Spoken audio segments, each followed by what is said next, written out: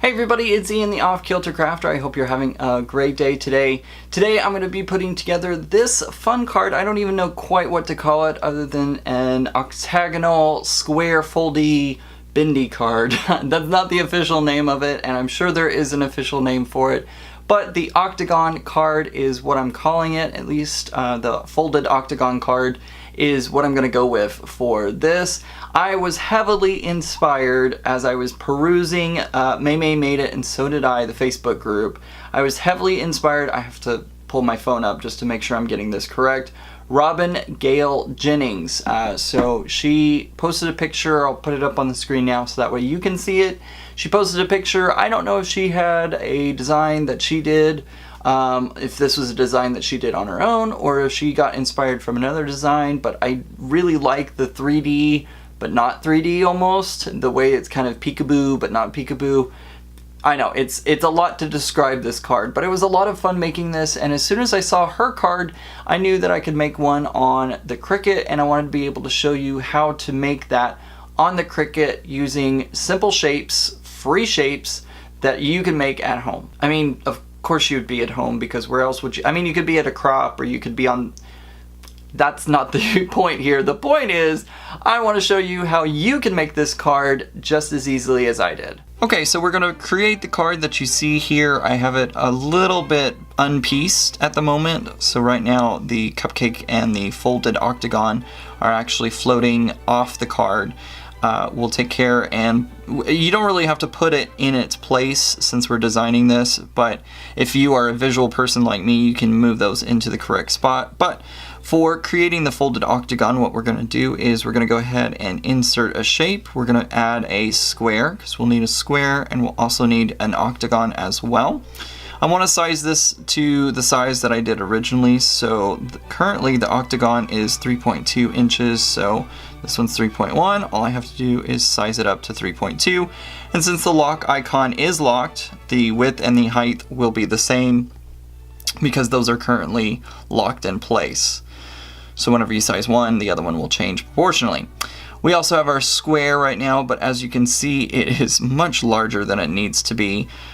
So we need to go ahead and size that down. I'm going to move my octagon into place, and I'm going to go ahead and change it to white because I think you will be able to see a little more clearly what's happening as I'm doing it. So the first thing I'm going to do is move my square. Well, I said the first thing, but the next thing that I need to do is move that square up to the front.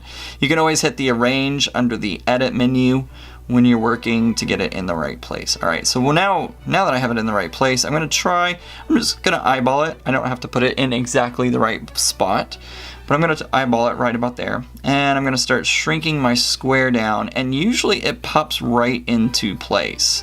I really don't have to do too much. If you're on the iPad or on a mobile device, it should pop into place and you can get it positioned exactly where you want it. Remember, as you're dragging an item around, if you see those yellow lines pop up, that means it's aligning to a certain area. Right now it's aligning to the right, now to the left, top, bottom, and it just depends on what you're looking for. In this case, we want it centered in the center, so I'm going to do it just like that. And it's touching all the corners of my octagon, or all the sides of the corners of the square are touching the sides of the octagon, which is what I want. So now all I have to do is go back to my layers panel. I have my square currently selected. I'm going to touch that right arrow that points off to the right, and instead of cutting, all I'm going to hit is score. And just like that, it creates a score line. So now it's going to score directly across the octagon in the square shape, so that way all we have to do is fold down those flaps and it'll be ready to go. Seems really easy, but don't forget, you need to select everything over there. So that square and that octagon need to get selected. I did that by dragging my finger across to highlight everything. You can also, if you don't want to do it that way, you can click the square on the center. Let's see if I can get just the square right there. I'm also going to tap and hold, and it highlights everything. Well, maybe it will. There it goes. Sometimes I have trouble, but the easiest for me is to touch up in the corner, in the top, and drag my little box. You see my little box wiggling around. Anything that it touches will get selected, and we go over to Actions and we hit Attach. Just like that. Now, in the Layers panel, you can always change the color of your Octagon. If you need a visual representation of what color you're going to be making it, just touch that arrow to the right, and then I can change it to any color that I want. Remember, the square is not going to change colors because it is just a score line. That's just there to tell you that it's going to score that line, and we don't need it to actually change to any color or anything specific. So that's how you make the Octagon. I'm going to go ahead and delete it.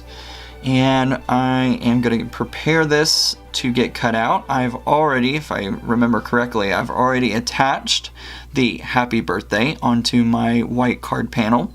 And my cupcake, my birthday cupcake, it comes in 2 layers, the background layer and the colored layer. And I think I am all ready to go ahead and start cutting this out. So I'm going to take this over to my Cricut and get it cut out and ready to go, and we'll meet you back at the craft table. I don't know how many of you out there hoard paper. I typically don't, but I have been hoarding this We Are Memory Keepers paper ever since it came out. I got it whenever I ordered I think it was the 1-2-3 punch board, which came with the banner punch board as well. I don't know how many of you actually know that this exists. I'll be honest, I have not used this as much as I probably should have. I just don't make that many banners, but this paper pack came with it, and I've been hoarding it, and this is the very first time I'm using it in, I would say, 2 or 3 years. So yeah, I've had this one for a while, and it's been really hard to cut into it, but for today's project I knew it called for it, so I went ahead and broke into it. So yeah, I'm just as bad as y'all are when it comes to paper hoarding. Alright, now that we've got our pieces all cut out, it is time to start putting them all together. I'm going to be using the textured side, which is unusual, I know, but I'm going to be using the textured side of today's project, or today's paper, like that. So let me grab, I love dry adhesive, it's my favorite adhesive to use. So this is Scotch Dot Adhesive Roller, and I'm just going to go ahead and put that in select spots on my card. And of course we can't forget the candle. There'll be a few dots that end up there. Now sometimes whenever you're dealing with this dot adhesive roller, sometimes the little dots can end up in places that will be seen and or off the edges or anything like that. So I try to take a fingernail or something to kind of clean that up a little bit. It's still going to be able to be seen a little bit, but honestly I'm not too worried about it. My main concern is I just don't want other things sticking to it. That's the biggest thing. So anyways, I'm going to go ahead and layer this right on top of my gray paper. Look how cute that is. I love that. Alright, so now what we're going to do is we're going to take the Octagon here, and I'm using 2-sided paper. You could use 1-sided paper as well, so it would have the pattern on one side and then white on the other. If you did that, remember to put your pattern face down. If you want the white side in, face it down whenever you're cutting. If you want the pattern on the inside and the white edges, that's perfectly fine too.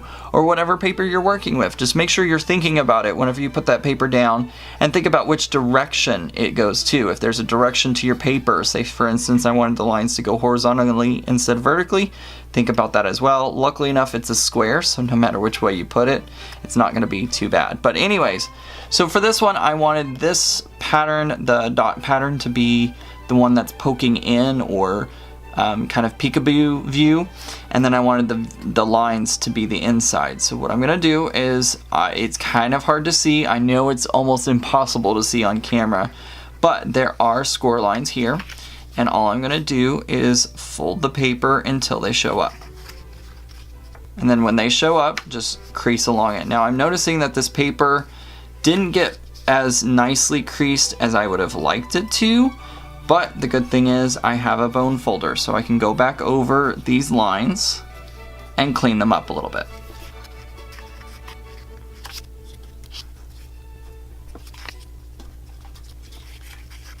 Okay, so I have my 4 sides kind of poking in there.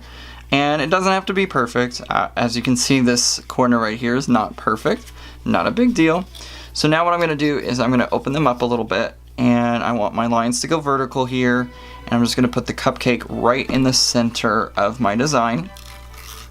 Put some adhesive on either side of my cupcake.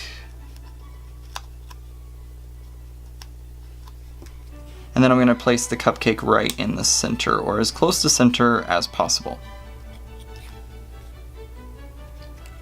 I probably shouldn't have used the lines here, because this looks off-centered, but it's actually a lot more centered than it looks due to the fact that this is kind of trippy to me. I think it'll be fine though. It's not a huge deal. So now what I'm going to do is I'm going to turn this over onto its back. Do not put adhesive on the flaps. You don't want to put adhesive there. You just want adhesive on the back of this piece, because remember, you're going to put this right into the center of your square. I got that a little crooked, but it's not a big deal. Alright, so there we go. There's our kind of like peekaboo window. And we're going to add one more layer of adhesive onto the back. I better fold this open so that way it's easier to put the tape on. And we're going to attach this panel onto the main card base. Right about there. Alright, for the final step, I'm going to use some Avery L pre-made card bases. I almost said card envelopes. This is the Citrus collection. It is an A2 size card. It's made out of 100-pound cardstock, and this is papaya, fizz, and mimosa. I'm guessing papaya is probably this darker orange. Fizz is probably the middle orange, which I'm trying to get out. There we go. I'm thinking it's like orange cream or orange sickle or something like that. So now what I'm going to do is I'm going to take my adhesive. I'm going to open these up once again just to make sure that they lie down flat so it's easier. Well, I'm going to try to. So that way it's easier to put this on. Alright, so I have my card base and my card panel all ready to go. I'm going to line it up as closely as I can. Too perfect, and of course it's still slightly off, not a big deal. That's how it works with me, and we just fold these in. And it's not exactly a peekaboo, but it definitely adds a fun little element to it. I like it a lot. So there's the completed card with that 3D element on the front here. I really like how that came out, kind of almost peekaboo, not exactly. I don't even know what you would call it, but I like it a lot. Gives it some dimension.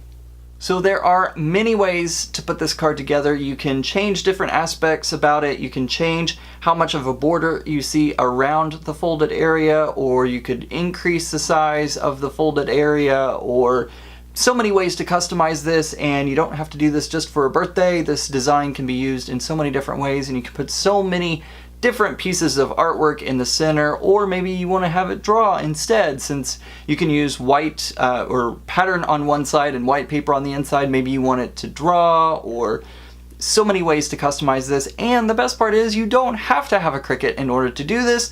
I of course made it easier by using the Cricut on myself, but you don't have to have the Cricut. You can just measure and do a little bit of, I mean, it's just an octagon, so not that hard to cut, but you can do all sorts of fun stuff with this without using the Cricut as well. If you do use a Cricut though, I'm gonna go ahead and put a link to my project that you can check out down there, so that way all the measurements are done for you.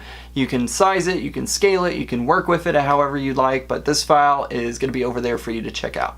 I did forget to mention, as I was putting this card together, I used the Cricut glitter gel pen, say that 5 times fast, and it came out great. I really, especially with this font, I think this is a fun font to use, so lots of fun just all around. I hope you liked today's video. If you did, give it a thumbs up. That lets YouTube know that you liked my video, and then hopefully YouTube will then share it across YouTube land. You can also subscribe to my channel by clicking that big red button down below that says subscribe.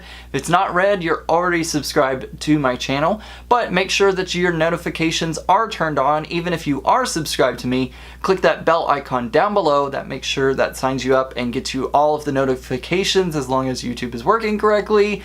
there's been a few issues lately, but make sure that you click the bell icon, if I haven't already said that before, to make sure you know when I go live or post a new video. Don't forget guys, you can get social with me. All my social media links are listed down in the description of this video. Make sure to go check them all out. You can check me out over on Instagram, Facebook, Twitter, all sorts of different places. Make sure to go check those out and get social with me. I hope everybody has a great day, and remember guys, keep it off kilter. Bye!